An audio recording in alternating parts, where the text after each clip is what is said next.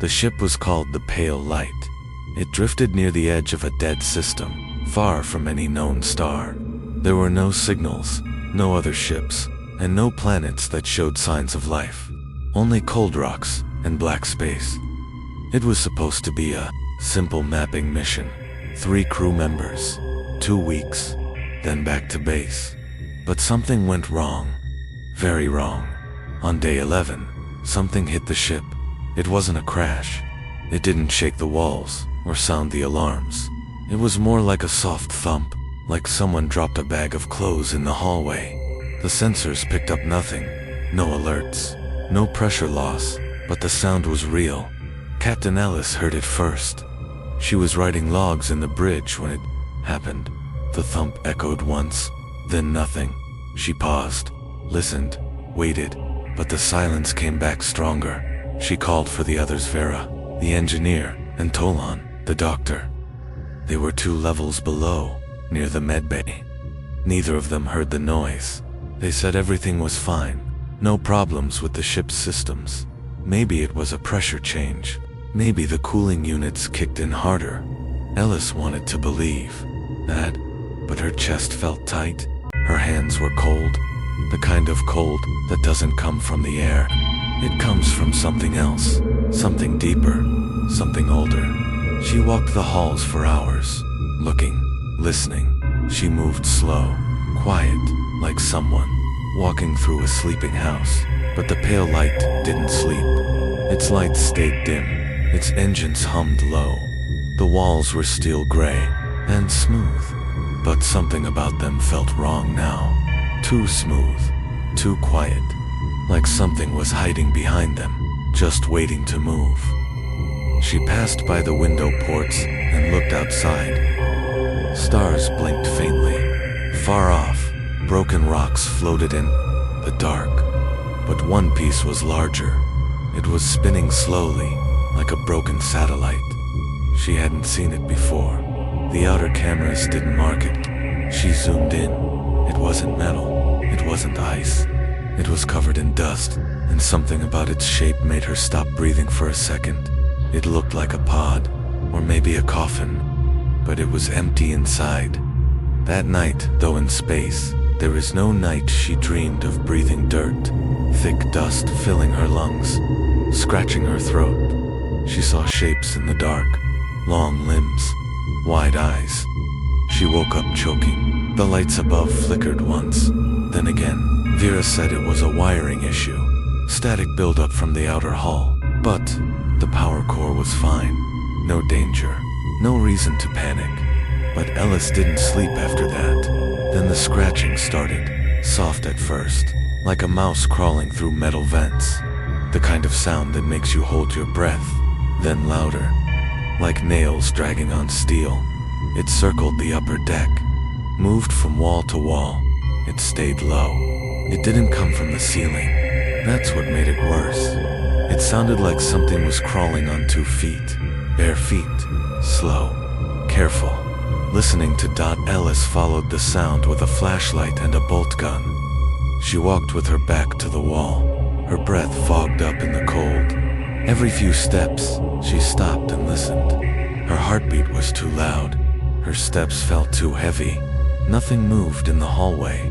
The sound was always just ahead of her, like it was leading her somewhere, or stalling. She reached cargo bay 2. The lights were dim. One light flickered near the corner. She stepped inside, and the door closed behind her with a slow hiss. Boxers were stacked along the walls, some covered with black tarps. She moved past them, one by one. The scratching had stopped. The silence was worse then. In the far left corner, she saw something small, a smear, dark red, thick, dragged across the floor in a wide curve. She bent down.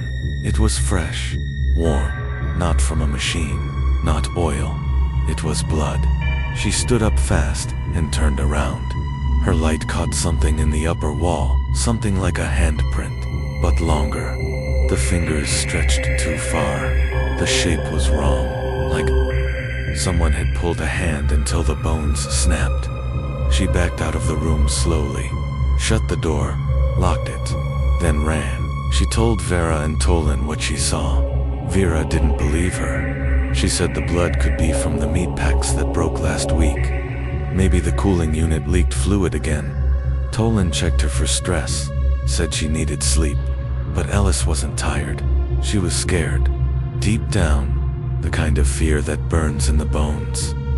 She stayed near the bridge that night, kept her bolt gun close. Every hour, she checked the hallway cams. Nothing moved. But one camera feed, just one, showed static. It was the feed for Cargo Bay 2.A2400. Ship time. Something passed in front of the lens. Just for a second, it looked like a person, but taller, thinner, its head tilted sideways, like it was listening. Then it was gone. Ellis didn't speak for the rest of the day. The silence in the ship didn't feel normal anymore. It wasn't peaceful. It was heavy, like something was pressing down on the crew's lungs. Every breath sounded louder. Every heartbeat echoed through the walls. Captain Reyes sat in the control room, staring at the blinking lights, waiting for something, anything to make sense. But the ship was quiet. The logs showed no errors. The systems were all working. Still, something was wrong. The temperature had dropped 2 degrees in the last hour without any reason, and the light in corridor kept flickering. No matter how many times the wires were checked, Reyes pressed the intercom button. "Harker, are you in the med bay?" No answer. She tried again. Still nothing. Static buzzed back, faint and low. Not dead air, but not alive either. She stood up and walked slowly through the hall. The walls of the ship were cold, colder than before. She reached corridor B and paused.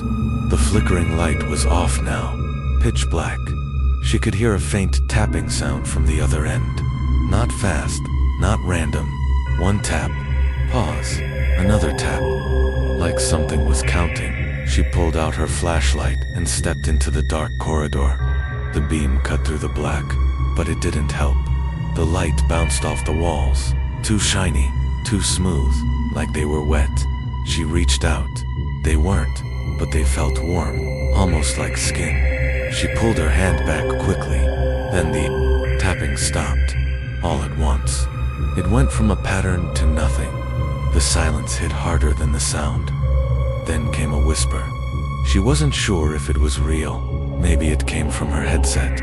Maybe it came from inside her helmet. It said her name. Just once. She turned fast, aiming the light back down the hallway, but there was nothing there. She walked faster now, almost running, back toward the control room. But as she passed storage, Bay 3, the doors opened. Not all the way, just enough for a sliver of black to show. She froze, her eyes locked on that gap. Something inside was breathing. She couldn't hear it, but she felt it in her chest. That deep, slow pull of air in and out. Her hands shook. She reached for the control panel to shut the door. It didn't work. It wouldn't respond. She backed away, step by step, never turning her back. When she made it back to the control room, she slammed the door shut behind her and locked it. Her breath fogged the glass of her helmet. She tried the comms again.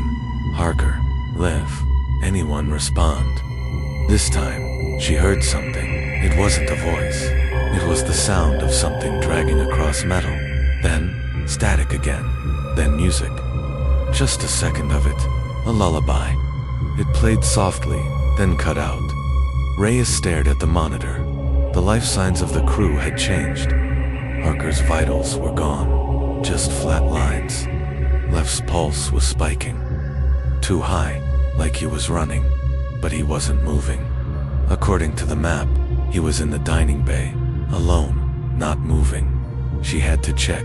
Reyes grabbed her sidearm and opened the door again. The hallway was darker now, even with the lights on. They didn't feel real anymore. The ship moaned around her, long and deep, like a whale crying far below the surface of the sea. She reached the dining bay. The doors opened with a hiss. It was empty at first. The room was still. The food trays were untouched. chairs perfectly in place. Then she saw him. Lev was standing in the corner, facing the wall. His arms were stiff at his sides, not moving. She stepped closer. Lev? He didn't turn. She walked slowly, step by step, close enough now to see his suit was torn. Deep scratches down the back. Not from tools, not from a fall. Something had clawed through it. She touched his shoulder. He turned fast. His face was pale. His eyes were wide, shaking. His mouth opened, but no words came out. Then he screamed. Not a normal scream. It was loud, painful, and empty at the same time. Like his voice had been torn apart before it left his throat. He collapsed in front of her, shaking. Reyes grabbed him, tried to speak, but he just kept whispering the same word over and over. It's waiting, it's waiting, it's waiting. She looked at his hands. His fingers were covered in blood. Not his. Reyes dragged him back to the control room, sealing the doors again. She gave him a sedative from the med kit. He passed out, but before he did, he said something else. It didn't break in. She leaned closer. It was already here. The lights in the control room dimmed again. The screen flickered. One by one, cameras around the ship started going black. Not all at once. Slowly. First the engine room, then storage, then corridor, B one by one, like something was moving through the ship. Not fast, not loud, just watching, waiting. Rhea stared at the screen. Her hand hovered over the emergency beacon. She could call for help, but she already knew. No one would get there in time. Inside the medical bay, the lights flickered again. Cole pressed his back against the cold wall, breathing hard through his nose. The emergency lights bathed everything in a dull red glow, like blood smeared across steel. The med pod where Alina lay was dark. No hum, no warmth. The power had cut out just seconds before, and now he wasn't sure if she was breathing. He didn't want to get closer. He wanted to, but his legs wouldn't move. Not because he was afraid of her being dead, but because of what he'd seen just before the lights went out. Her eyes had opened. Just for a second. Just a flicker. But they were not her eyes.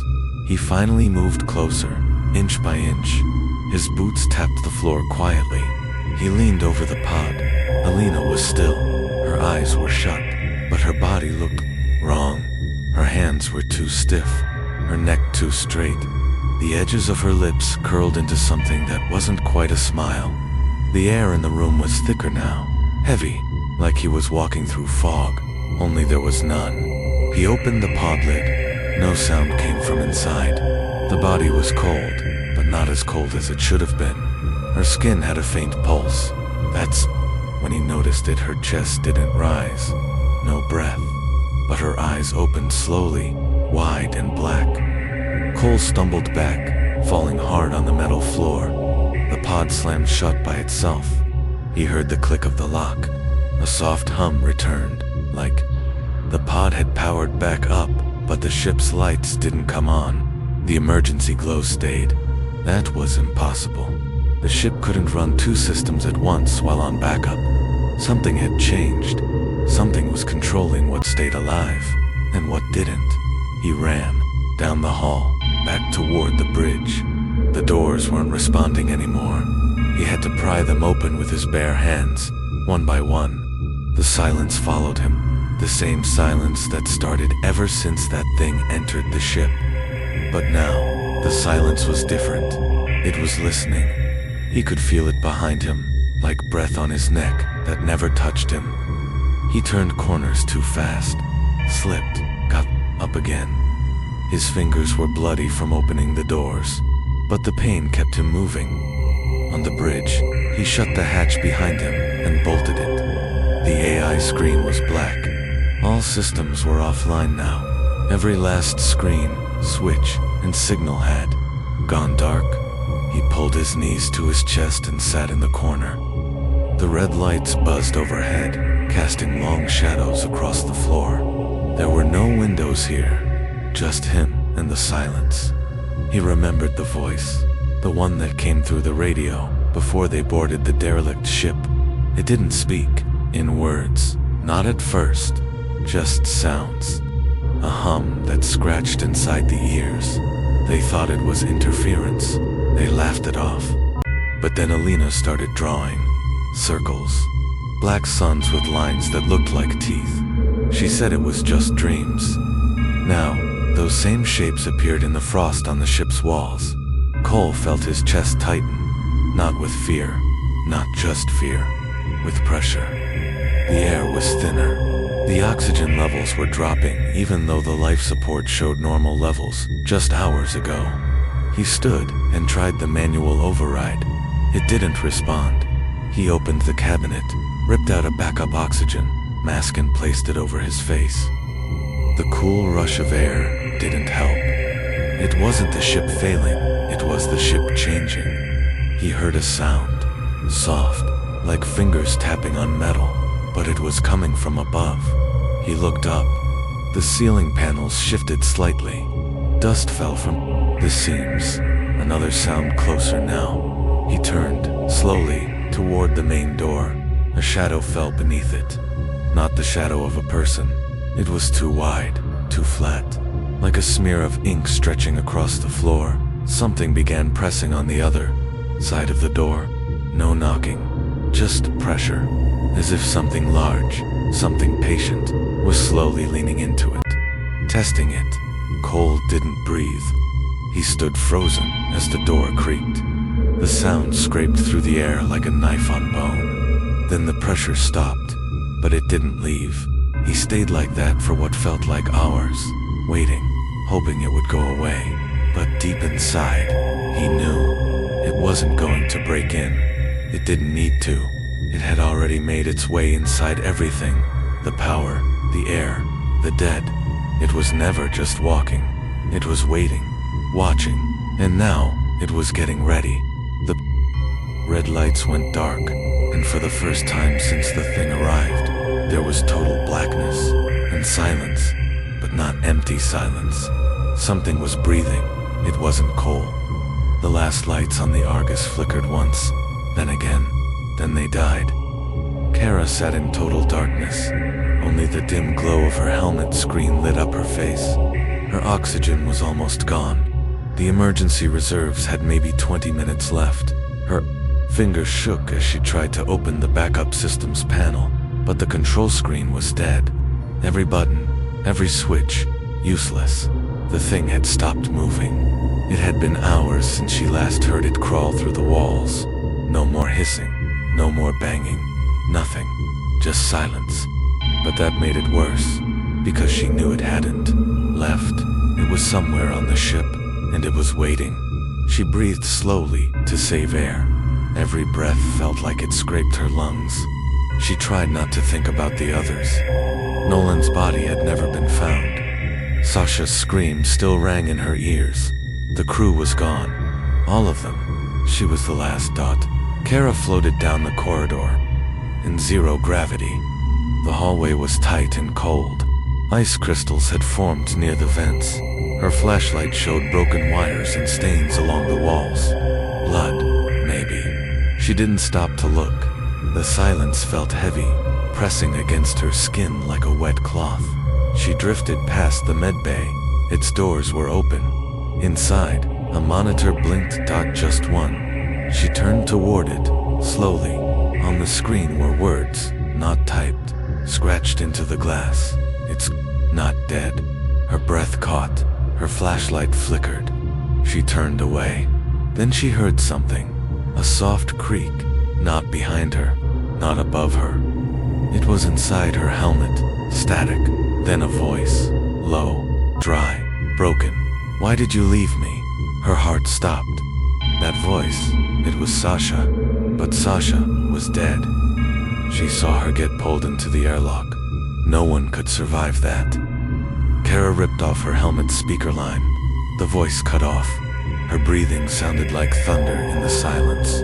She pushed forward, deeper into the ship, past the sleeping pods, past the old lab where the thing first showed up. Every wall looked like it had been clawed, scraped, burned. Her mind kept racing. What if it wasn't one thing? What if it had spread? In the lab, something was waiting, not moving, not breathing, but watching. A shape, black, like a man, but stretched too thin, too long. It didn't chase her. It didn't even move. It just stood in the corner, head low, hands hanging. Kara froze. The lights flicked back on for a second, and in that flash of light, she saw its face. It didn't have one, only skin, pulled tight like plastic over bone. No mouth, no eyes, but it could see her. She turned and pushed off the wall, fast, toward the escape pod bay. Her fingers hit the launch switch. Nothing happened. Her scream echoed in her helmet. She slammed her fists against the control. Then the lights died again. Silence returned. But this time, she felt breath on her neck.